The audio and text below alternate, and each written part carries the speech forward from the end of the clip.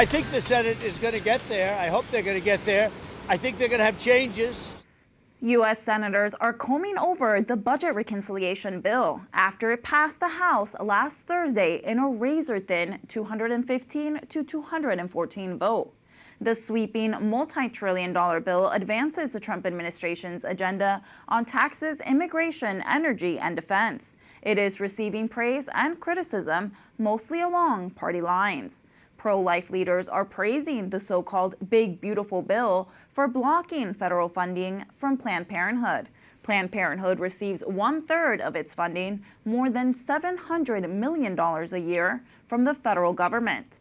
Planned Parenthood is also a major provider of hormones for so-called transgender transitions in the country. White House Press Secretary Carolyn Leavitt was asked about defunding Planned Parenthood late last week.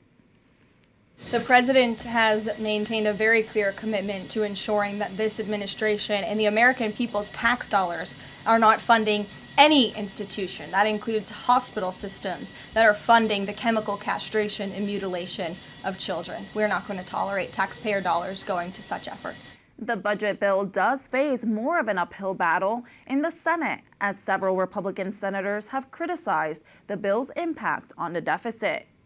Leah Libresco Sargeant, a policy analyst of the Niskanen Center, joins us now to give us her take on the pros and cons of this bill related to the preborn.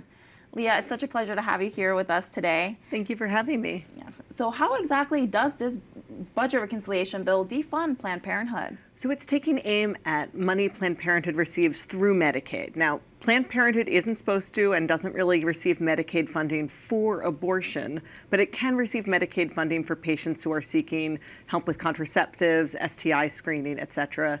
And this bill is making Planned Parenthood ineligible to provide those services to Medicaid patients, with the goal of sending them elsewhere. And the interesting thing about how it's scored when you look at the impact on the deficits is this is scored as a deficit increasing measure because the assumption is defunding Planned Parenthood will result in more babies being born, which adds to the deficit if that were the only way you cared about babies, because babies require more services as they grow. Makes sense. The bill does contain some family policy measures. It boosts the child tax credit to a maximum of $2,500. Can you talk about the child tax credit that's being proposed? I think there's a lot to be excited about on the front of the child tax credit. And I think the most important thing to remember is raising the child tax credit to $2,500 isn't exactly an increase for parents. It's a catch-up. When President Trump passed his first tax reform bill in his first term, he raised the child tax credit to $2,000. And if it had kept pace with inflation, parents would already be receiving $2,500. So the House has finally brought parents back to par. This is essential because if the Big Beautiful Bill doesn't pass or some form of it doesn't pass, the president's tax bill from previously expires, parents might be the only people who are better off under expiration than other folks because the child tax credit has lost so much of its value to inflation. So bringing it back up to $2,500, possibly as it goes through the Senate, increasing refundability, that's a big win for parents and putting them back where they ought to be. And as the bill comes together, there have been some new ideas about how to support families. First, a Trump account that is a new savings account, which includes a one-time deposit of $1,000 from the federal government, and which parents can contribute to as well. Then a baby bonus, where parents can receive a payment right after a baby is born. Can you break these down for us, and what do you expect will be in the final bill? Absolutely. So the Trump accounts are currently in the bill that passed the House. The baby bonus is a possibility that could join the bill in the Senate. And you can think of these as two ways of supporting families that are aimed at very different points in a child's life. The Trump account isn't so different from a 529. It's a tax advantage savings account that you can only use for specific things. A 529, as most parents know, that's for school. This you can use for school or for buying a house or for a couple other limited purposes. But a Trump account is essentially the government helping parents a little to save money to launch their children as adults. And if you're not using the money for one of those specified purposes, you can't touch all of it until you're 30. So this is a later in life bonus. A baby bonus is money that goes to parents right after a baby is born. And it's aimed to kind of smooth the big income shock that parents go through when they have a baby. And that's not just because their expenses are rising. Most parents see that their income drops by about 10% in that first year. And it makes it hard to take the leap of having the child you want to have but feel you have to keep saving up for, or to say yes to the child you've already conceived but are nervous about going forward with.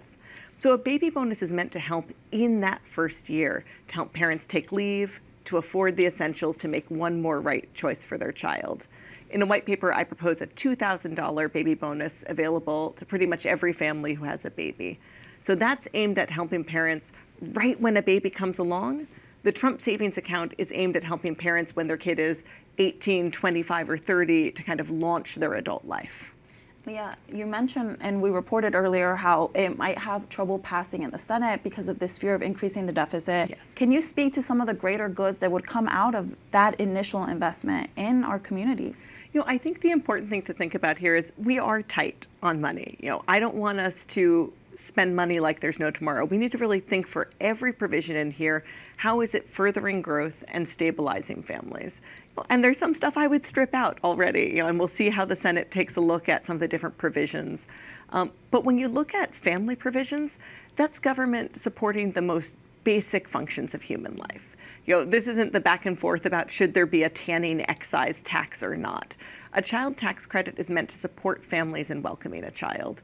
And we do this not just as a handout to families, we do this as basic fairness. The origins of the child tax credit aren't even a pro-natalist policy.